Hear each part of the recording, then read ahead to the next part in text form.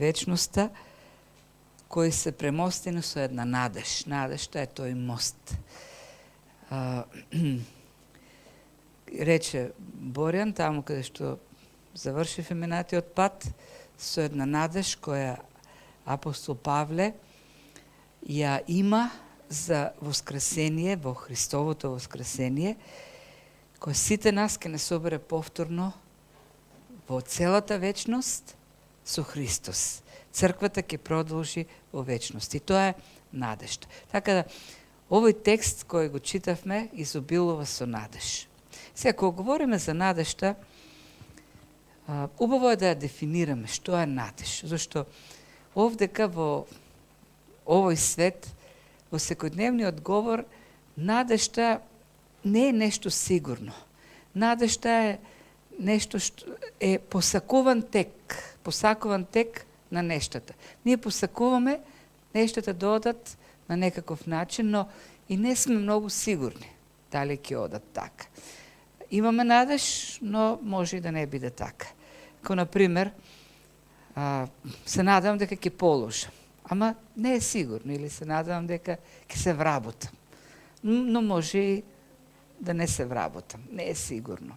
Така да, овдека надежта е посакувано нешто, но не е сигурно, додека кога се говори во Библијата за надеж, тоа ќе имаме една цврста увереност дека она на што се надеваме или оној тек што го очекуваме, на вистина и ќе се случи. Зашто таа е фокусирана во Бог, кој е гарантот за нештата. Бог ја носи иднината и Бог сигурно ја носи таа иднина што очекуваме. Затоа во таа надеж и во овие стихови што ги видовме овдека, има оптимизам.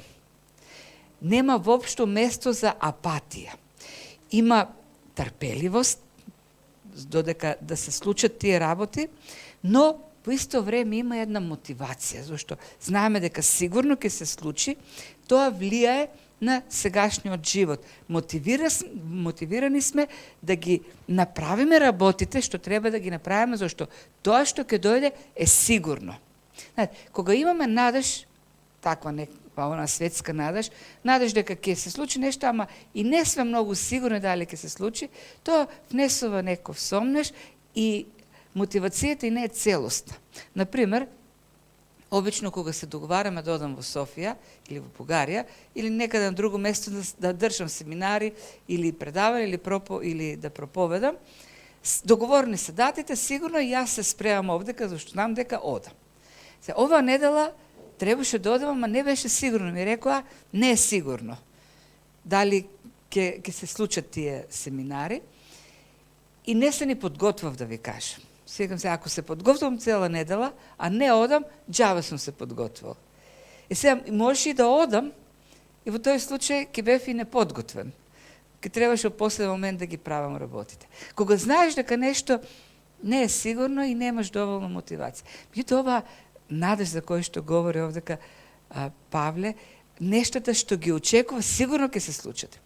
И затоа тој целосно се вложува да се случат тие нешто, зашто знае дека ќе се случат. Мотивиран е да целиот да се посвети во тие работи.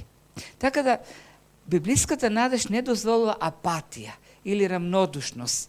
Сега, зошто да ги правам тие работи, зошто да служам, зошто да сум посветен на Бог, зошто имам можности да не дојде Христос. Не, Христос сигурно ќе дојде. И ако Христос сигурно доаѓа, тоа е мојата мотивација спремно да го дочекам. Да. Имаме една увереност. И овдека увереноста на Павле дека ќе има живот со Христос во целата вечност. И таа увереност го одредува неговиот живот на земјата. Увереноста, сигурната надеж дека целата вечност ќе ја помине со Христос е мотивација тој тука, уште сега, да гради заедница со Христос и да расте во љубовта кон Христос. И самите зборови што тој ги користи овдека се во таа насока, на таа сигурност. Тој вели, не паѓаме со духот, не се обесхрабруваме, не се разочаруваме. Зошто? Зошто имаме сигурна надеж во некои работи. Или секогаш сме спокојни, вели Павле. никогаш не сме така уплашени, немаме сомнеш. Спокојни сме, знаеме дека ќе се случи тоа. Не се плашиме воопшто, вели. Немаме страв дека нема да дојде воскресение.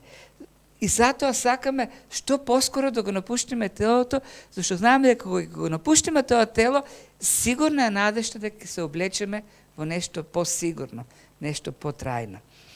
И на крајот вели, затоа усрдно се грижиме да му бидеме угодни. Бидејќи имаме таа надеж, ние сите сили ги вложуваме за да ги правиме работите што треба да ги правиме, тоа е за да му бидеме угодни на Бог. Е тоа. Така, овој долг текст што го прочитавме, ќе го разделиме да видиме уште по-добро таа надеж, на што се надава и кои се практичните за нас импликации. Така, некако можеме првиот дел да го, од тие последните стихови од 4 глава, да ги наречеме причини или гледање. Гледање на реалноста. Поглед кон реалноста. Што е реалност? Или целосен поглед кон реалноста. Зашто, кога говориме ние за реалност, обично мислиме на нештата што ги гледаме овдека, што можеме да ги фатиме, но реалноста вклучува нешто многу повеќе. Реалноста вклучува и нешто што не се гледа. Таа реалност овдека говори апостол Павле, нешто што е невидливо, нешто што е вечно, нешто што е дури пореално од оваа реалност овдека на земјата. А таа реалност за која говори Павле е вечната реалност. Невидлива, но е реална. Вечноста. И таа вечност Павле, за која говори овдека и кој му дава надеж, е конзистентна во целата Библија. Библијата е конзистентна, постојано говори од првата страница до последната за она што доаѓа и е повеќе од она што е сега. Таа реалност што доаѓа вечната е позначена од таа што во која што сега живееме. И човекот го знае тоа и тоа е затоа Павле има надеж што во себе си ја има таа вечност, ја чувствува, може да ја види. Соломон, мудриот Соломон во книгата на проповедникот вели дека таа вечност е чипирана во човекот, е вложена во човекот. Секој човек го има тој копнеш за вечноста.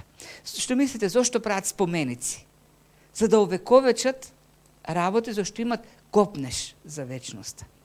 Копнешот или осетот за вечноста е во самиот човек, внатре, вложен. И тоа, ќе видиме понатаму, му дава на апостол Павле надеж и да се стреми кон таа вечност.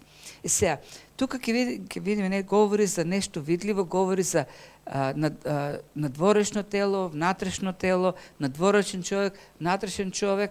Да, ние живееме сега во таа видлива реалност. Живееме во овој физички свет. И живееме во едни надворешни тела кои, како што тој видовме порано, ги нарекува глинени садови. И тие глинени садови се изложени на притисок, на кршење, на проблеми, на неволи. Има и убави работи во овој свет. Не можеме да кажеме дека нема и убави моменти, дека нема и радост. Меѓутоа таа радост е придружена многу пати со тага.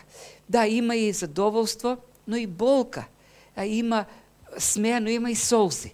Тоа е реалноста во овој свет. Но надежта, нели она што за која говори Павле, е дека ние се подготвуваме во овој видлив свет за нешто што доаѓа. Или Луис овој живот овдека го нарекува само предговор. Книгите имат предговор. Предговорот за она што допрва ќе го читаш. Добро човек, нели? Многумина не ги читат предговорите, но предговорот треба да те воведе во она што допрва ќе го читаш. И Луис вели, животот овдека на земјата е предговорот на приказата што се уште не сме ја прочитали, се уште не е раскажана.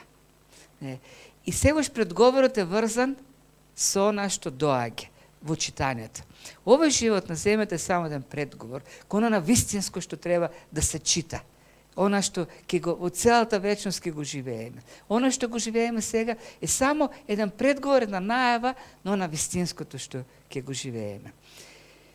Овој живот овдека е само вовет во она што ќе дојде. И ќе видиме ова што се случува овдека на земјата е поврзано со она што ќе дојде во целата вечност. Така, може да видиме три работи, главно за она што го кажам сега, три причини за надеж. Прво, вели, не паѓаме со духот. Зошто не паѓаме со духот? Зашто уште сега она вечното во нас се обновува. Се покажува вечноста во нас. На каков начин? Вели, иако надворешниот човек, нели, тлее, внатрешниот се обновува, вечниот човек и сега се обновува постојано, секојдневно. Секој ден внатрешниот човек станува посвеж, пободар, посилен. Оној што станува во вечноста. Еве вака Петерсон го парафразира овој први стих, вели, ние не паѓаме со духот. И зошто би паѓали или би било поинако? Иако однадвор често изгледа како светот да се руши околу нас, одвнатре, каде што Бог создава нов живот, не поминува ден без да се покаже Божјата слава. Павле говореше до овој момент за тоа како надворешниот човек, ова тело или овој глинен сад е изложен на притисоци, на болести. Тој говори за камшикување. Тој е камшикуван. Тој преживел бродолом. Тој бил каменуван, искршен целиот. Неговото тело носило многу траги на распадливоста. А и да ги нема сите тие работи, ние чувствуваме како ова тело секојдневно слабе, старе, станува се понемогно. И еден ден целосно ќе се распадне. Тоа е вистината. И тоа не можеме да го спречиме. Кај Павле тоа било уште поочигледно. Меѓутоа вели, не паѓаме со духот. Не паѓаме со духот, зашто ако тој надворешен човек тлее, се распаѓа, внатрешниот човек, вели, ми се обновува. Кај него тој контраст бил уште поочигледен. Преданието вели дека Павле едва се движел од многуте неволи низ кои што поминал. Му бил слаб видот, коските му биле искривени, деформирани. Меѓутоа вели, но мојот внатрешен човек, вистинскиот човек кој останува од целата вечност, е сега помлад од на почетокот. Секој ден тој ми се подмладува, иако телото ми е искршено, немокно, внатре, ели, ми е свеж и секојдневно, како што овој надворешен човек слабе, внатрешниот ми е пободар, посилен, посвеж, понов. Внатре се подмладувам, однадвор се стареам. И тоа вели ми дава, тоа е мојата сигурна надеж за вечноста, зашто уште веќе во овој непостојан, во овој минлив времен свет, мојот внатрешен човек се стреми кон вечност и се останува дури не само исти, туку и помлад и посвеж.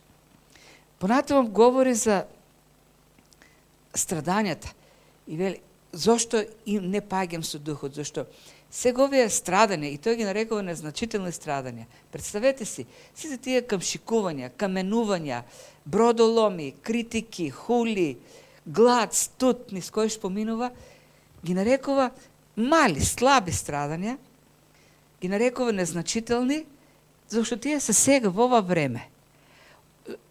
Мали се незначителни кога ќе ги спореди со она што носат тие страдања. Од едната страна има едни слаби, никакви страдања, од другата страна има изобилна, тоа нарекува, како беше, пообилна и вечна тежина на славата.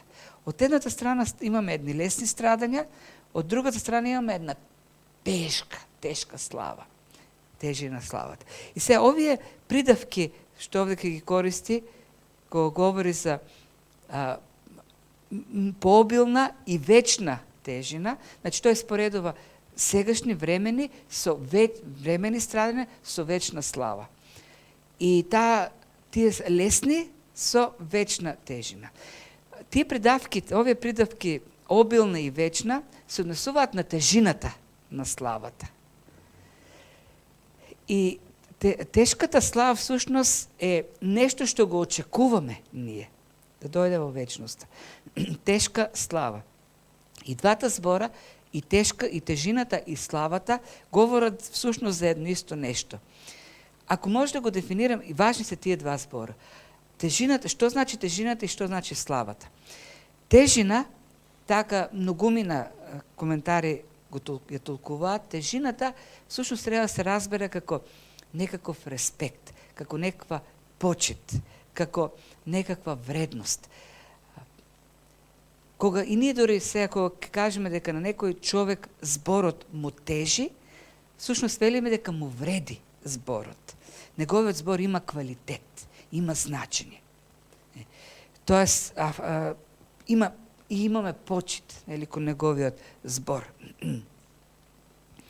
Ако сакаме некако да го објасни, ако сакаме, можеме да прочитаме Луис што пишува за тежината. Тој вели, кога почнав да го изучувам овој проблем со тежината на славата, бев изненадан да откриам како разни христијани како Милтон, Џонсон и Августин ја разбираат небесната слава во смисла на репутација и одобрување. Тој збор тежина. Репутација и одобрување. Слава значи добри односи со Бог, прифатеност од Него, оддавање на признание за извршеното. И во таа смисла, тој вели тие збори што Бог ги кажува, кога ќе не види добро сторено, добар и верен слуга, всушност Бог ни оддава почит. Почит за тоа што сме го направиле. И тоа е всушност славата што очекуваме. Сме страдале, сме се бореле, сме се труделе, сме служиле и Бог еден ден ќе каже добро сторено, тоест те почитувам, ти оддавам признание, ти оддавам почит. Тоа е тежина, тоа е зборот тежина. А пак зборот слава, како докса, значи сјај, значи светлина, значи нешто раскошно, убаво. И во продолжение, кога говори веќе за славата, во смисла на сјај или блесок, вели, тоа ме води до другата смисла на зборот слава, тоа е сјај и блесок. Ние треба да светиме како сонце, да бидеме звездата деница. На известен начин, секако, Бог веќе ни ја дал звездата деница. Може да се насладуваме на тој дар секој утро, ако станеме порано. Но не сакаме само да ја гледаме убавината. Ние сакаме да бидеме соединети со убавината која ја гледаме. Да влеземе во неа, да ја имаме во себе, да се потопиме во неа, да станеме дел од неа. Што е идејата овдека? Зошто Павле има надеж и не паѓа со духот? Зошто тие сегашни, тој свет сега, времен свет, свет на страдање, видлив свет, во кој има мака, болка, во кој има солзи, носат само можност ние да се соединуваме, да се доближуваме до Бог, зашто и Христос страдаше, да го познаваме Бог во страдањата, да се преобразуваме и да стануваме она што е Тој, да се потопиме во Неговата убавина, таа да стане наша. Ние да бидеме како Него. Да сјаиме како Него, Неговата убавина да стане наша убавина. И тоа го очекуваме во вечноста. Сегашниот живот всушност е предговорот за она што ќе бидеме. Ќе бидеме како Него, ќе сјаиме како Него, ќе светиме како Него. И затоа не паѓаме со духот, иако поминуваме на сите тие страдали. И третото нешто за кое што говори во 80-тиот стих, и ние се целиме. Тоест, ние го насочуваме нашиот поглед кон невидливото, а не кон видливото. Бидејќи видливото е времено, а невидливото е вечно. И тука ние уште сега имаме можност, она всушност идејата овдека на Павле, не паѓаме со духот, зашто уште сега ние можеме да го погледнеме кон вечноста. Да погледнеме кон реалното, кон вистинитото. Како? Сега, овдека Тозер го дефинира ова вечно или невидливо како единствено реално. Сега, луѓето ќе се спротивстават на една таква на таква изјава, кажат, па реално може да биде само она што го фаќаме, она што може да го видиме, она што можеме да го помирисаме. Тоа е реално. Не може да биде реално нешто што не се гледа и нешто што не е во овој свет. Видите, она што ја одредува реалноста на нештата е неговата продолжителност. Ова што го гледаме овдека, ќе го снема еден ден. И затоа не е реално како што е реална вечност, зашто вечноста останува за секогаш. И вели Павле, јас не паѓам со духот, зашто уште сега можам да ја видам вечноста. Не со овие очи, туку со внатрешниот човек, со срцето, со очите на срцето. И всушност вистинската тајна на живот, на христијанскиот живот е прочистување или острење на очите на срцето. Колку што повеќе духовно растеме, толку повеќе ги отвараме очите на внатрешниот човек, очите на срцето. И толку посуетен ни станува овој свет. Овој видлив, привремен свет. Не дали се сеќавате кога малиот принц се прашува лукавата лисица што е тајната на животот. И лисицата вели очите на срцето. Тоа е. Да може човек да гледа со очите на срцето. Тоа е тајната на животот. Срце кое може да гледа правилно, вели лисицата. Тоа е тајната на животот. Инаку, ако гледаме само со овие очи, ние сме косогледи. Гледаме само многу близко, гледаме многу кратко, гледаме многу ограничено. Кога Бог ќе ни ги отвори и овие очи внатре, и тогаш можеме да погледнеме кон вечноста. И затоа вели Павле, не паѓаме со духот, зашто и сега дори можеме, и тоа е нашата надеж. Затоа нашата надеж е сигурна, зашто и сега можеме да гледаме кон вечноста, да погледнеме кон вечноста. Во 5 глава продолжува Павле и кога веќе почна да говори за природата на самата наша, тој е поконкретен некако, или со други зборови веќе говори не само за гледање, туку и за осознавање, за размислување, да мислиме, да го вклучиме умот во поглед на таа надеж, во поглед на вечноста. И користи контрасти, например, вели за живеалиште како шатор и живеалиште како куќа или како здание.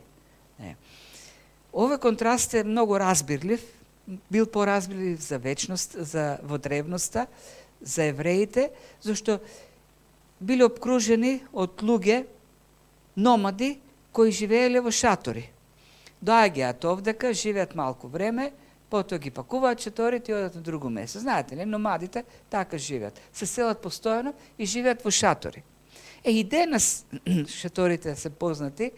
Шатор се користи кога, например, некој ќе отиде на одмор за кратко време, ќе отиде на планина, војниците од касарните, така ние многу пати, не носе на терен во шатори. Шаторот, всушност, што е тоа едно живеалиште за кратко време, кое е неудобно и е неквалитетно. Од платно, од неквалитетен материјал. Од друга страна, куќата е здрава градба, цврста градба, вели. И сега, кога ги споредува шаторот и куќата, шаторот е оној надворешниот човек, оној грнан сад, а додека куќата е она тело што го очекуваме, дека ќе бидеме во него облечени во вечноста. И сега, користејќи тој контраст или тие метафори со шатор и со куќа, всушност Павле сака да ни каже, не се плашиме да го напуштиме овој шатор, зашто овој шатор и не е домот. Шаторот не е вистинскиот дом. Нашето одење од овој свет или смртта не е одење од дома, туку одење дома. Всушност, ние го напуштаме привремениот шатор за да си отидеме дома, во нашата куќа. И затоа очекуваме или копнееме да го напуштиме овој шатор, зашто си одиме дома. Тоа таа асоциација овдека што ја прави за смртта, како за враќање дома.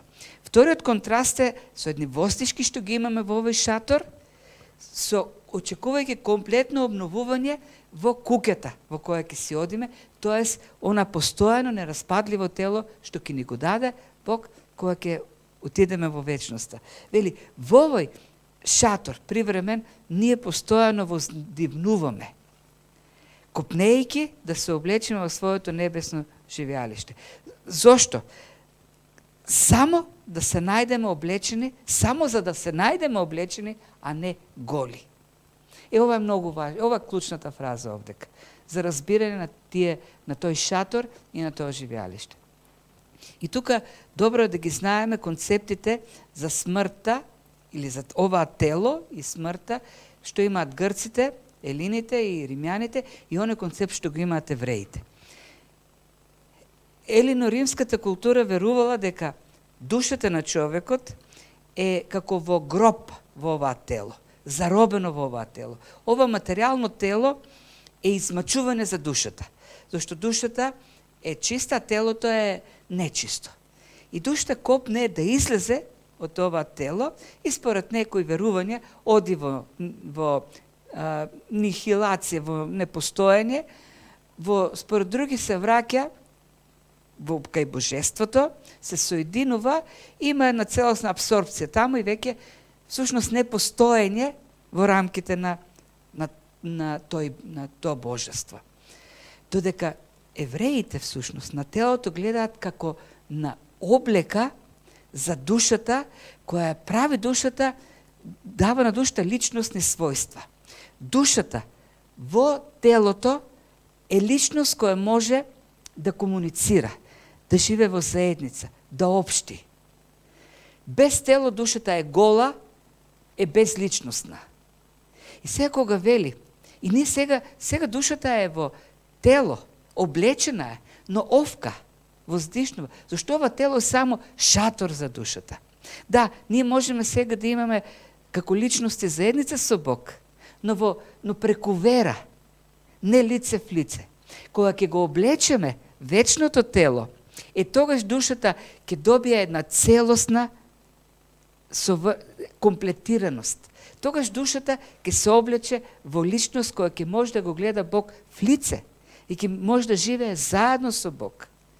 И ќе остварува една многу по-здрава и многу подлабока врска со Бог. Сега душата е како гола. Не е дека е гола во оваа тело. Тогаш нема да биде гола. И затоа, и тој копнеш на Павле. Ние чекаме што поскоро да се облечеме во тоа нераспадливо тело, за да бидеме целосно облечени. И тогаш ќе можеме да живееме близо до Бог. И тогаш ќе го гледаме Бог лице в лице. Тоа нераспадливо тело всушност ќе ни даде таа можност. Зошто ние сега не можеме да го видиме Бог? Зашто овие тела се несовршени? Ако застанат пред Бог, во овие тела, ќе изгорат, ќе се уништат. Во тие нераспадливи тела, кога ќе се облечеме, во вечните тела, ние ќе можеме да застанеме пред Бог, облечени, целосно, не голи како сега. И на крајот го спомнува Светиот Дух и тоа е причината за надежда. Светиот Дух прави можно да се обновува внатрешниот човек. Светиот Дух ќе не воскресне и Светиот Дух ќе не облече, но и Светиот Дух сега, кој ни е даден како залог, уште сега не воскреснува.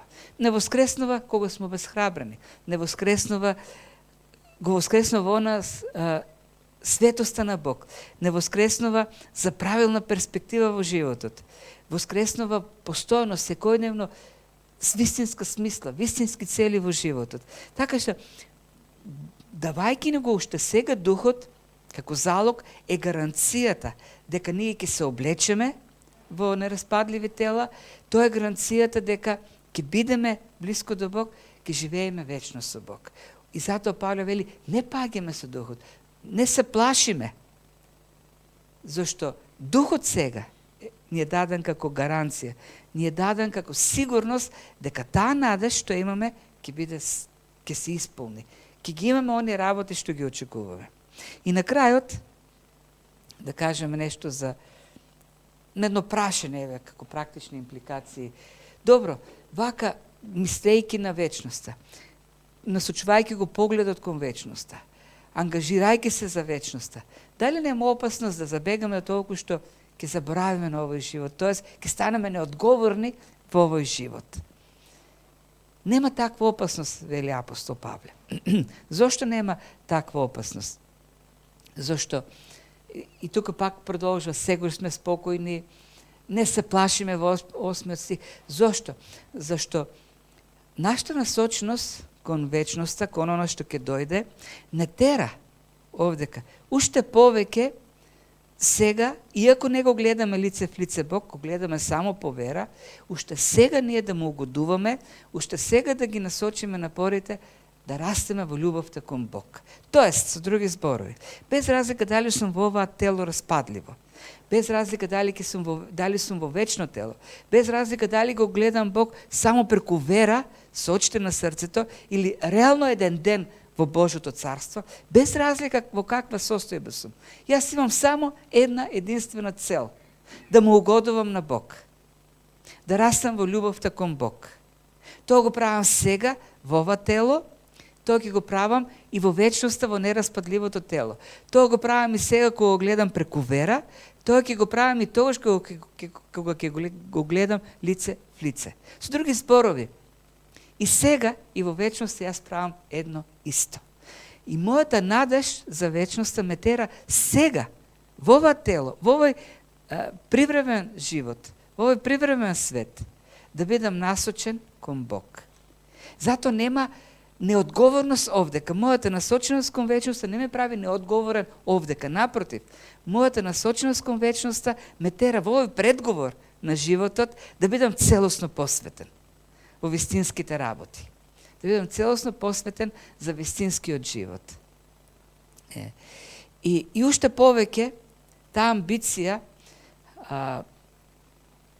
да бидам насочен кон Бог, да му угодувам Него и така натаму, наоѓа целосна, конечна реализација во Христовиот суд. Јас знам дека еден ден ќе застанам пред Христовиот суд, вели апостол Павле. Сите ние ќе се јавиме пред Христовиот суд.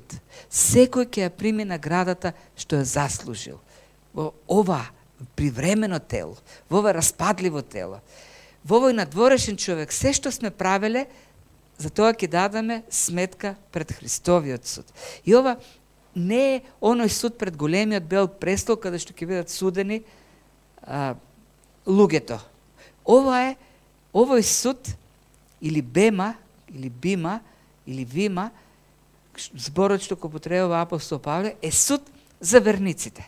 Сите ние, вели, сите ние верни луѓе, и ние како апостоли, и вие во Коринт, и сите христијани, ќе застанеме пред Христовиот суд. И тој суд, всушност, не е суд за осуда, тоа е суд кој треба да направи оценка на животот на човекот, на верникот, евалуација и соодветна потоа награда. Тоа е истиот, или сликата што овдека апостол Павле користи, земено од они олимписките игри. Која ќе заврши надпреварот, кој ќе заврши вежбата, судиите треба да дадат оценка за таа вежба и дават резултат. Нема дисквалификација. Туку има оценка. Таа оценка може да биде 7, може да биде 8, може да биде 6, но е оценка. Не е паѓање, но е некаква оценка за животот. Кога еден гимнастичар ќе изврши целата вежба на вратило или на разбој, и кога ќе заврши со вежбата, има 7-8 судии и оценките се од 1 до 10. Некој десетката е, може да добие од сите судии 10-ка, некој ќе добие од еден судија 10-ка, од друг 8-ца, така. Но тоа е оценка за успешното постигање на резултат, не за неуспешно постигање. Да, сите добиваат оценка. И тоа добра оценка. И 8 е добра, 9 е подобра. 6 е и добра, нели? Но нема лоша оценка. Има добра, подобра, најдобра. Тоа значи дека каде некога ќе застанеме, ние ќе добиваме оценка. Кој може да биде добра, може да биде и подобра. Нема да е недоволна. Тоа не е тој суд. Значи, тука станува збор за верни луѓе. И сега апостол Павле, јас се трудам сега да му угодам на Бог. За да нема зло, нешто за кој нема да добијам оценка, нешто кој ќе бидат избришени, тоест изгорени, туку се трудам да добијам добри оценки за добрите работи. Затоа уште се насочувам да му угодувам на Бог уште сега. И Павле е спокоен, целосно спокоен. Тој знае дека ќе застане пред оној на кого се трудел да му угодува цело време, оној што го љуби. И всушност спокојството на Павле е и ова го пишува на крајот на 10-тиот стих, последен текст кој треба да даде надеж, оптимизам. Не е текст кој укорува, не е текст кој плаши, туку текст кој треба да радува. И овој стих завршува крај на еден таков текст, на оптимизам. Нема плаше, не се плашиме, не паѓаме со духот, не се обесхрабруваме. И на крајот, дори кога ќе застанеме пред тој суд, не се плашиме. Зошто? Зошто ќе ме суди оно што најмногу ме сака. Кога одиш, сега не сум бил никогаш на суд, ама представете си да одите на суд. Каков судија сакате? Судија кој многу те сака или судија кој те мрази? Замислете си, одите на испит, да полагате пред вашиот родител, татко или мајка, кој ве подготвувал за испитот. Тоа е судот, сушност. Христос сега не подготвува, тој е во нас, тој живе во нас и не подготвува за тој суд. И ние пред него ќе застанеме. Тој е нашиот судија. Нашиот судија е оној што нашиот судија е оној што умрел за нас. Може да се представите. И оној што умрел за нас, зашто многу не сака, еден ден ќе не суди нас. А тој не подготвува ли? Неговиот дух е во нас сега, за да не подготви за тој суд. Тој не спрема за судот и тој еден ден ќе не оцени на тој суд. Значи, тоа е идејата. И затоа вели, ние имаме надеж, не се обесхрабруваме, не паѓаме со духот, не се плашиме. Не се плашиме и кога ќе дојде моментот да го напуштиме ова тело. Зашто ова тело е надворешно, страдално, тело на маки, на солзи, на болки, на смрт. Ќе облечеме ново тело. И во тоа ново тело ние ќе можеме да се доближиме целосно до Бог, да се потопиме во неговата светлина, да се потопиме во неговата слава, да се потопиме, да станеме дел од неговата убавина. Тоа е нашата надеж, вели апостол Павле. Да. Што гледаме е важно. Дали сме заробени во овој живот на страдање? Да, има сега болести, има смрт, но и во оваа смрт, во овие болести, во овие страдање, Бог изработува нешто. Подготвува нешто големо.